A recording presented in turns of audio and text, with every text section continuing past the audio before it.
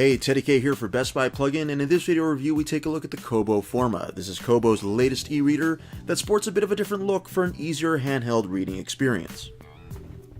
So Kobo's back again with another e-reader. This time it's the Forma, and Forma is kind of a good word because really when it comes to functionality or features, Kobo really didn't offer or bring too much new to the table.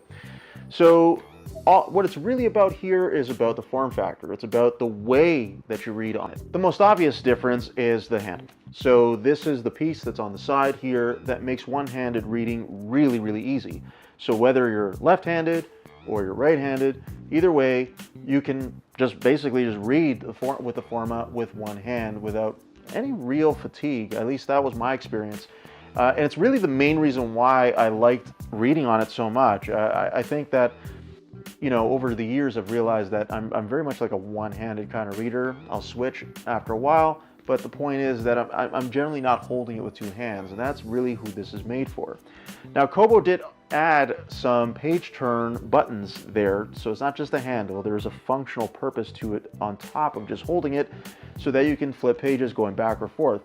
I wasn't as crazy about the buttons, to be honest with you. I found them a little hard to reach at times. Like, it was easier to go forward a page, which I get it. I mean, you're reading a book, usually you're going forward and not backward, but to go backward was a little bit tougher than I would have liked. I had to contort my thumb in ways that just really, you know, didn't feel good. So, I think it's one of those things, the buttons are going to be one of those things that you're either going to like or you're not. But I do think you're going to love the handle, especially if you feel like you want to read the same way, so that, you know, like you're just kind of holding it now. I mean, I'm facing it towards you, but you get the idea. Is there anything else that's different? I mean, is it just the handle? Yes, there's a couple other things. So first is the 8-inch e-ink carded display. So it's a little bit bigger than previous models.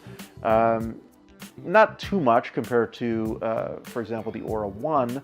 Or H2O, but it's still bigger, and it's same brightness. You still get the Comfort Light Pro features with the blue light filtering, especially when you're reading at night. So those things are still the same, just the screen's a little bit bigger. And on top of that, you get a little bit more protection when it comes to water resistance. So this has IPX8 rating, meaning that you can go down to like 2 meters underwater for up to an hour. So if you're in the tub or you're in the pool, no problem. Keep it away from salt water. You can use it on the beach, just don't put it in water.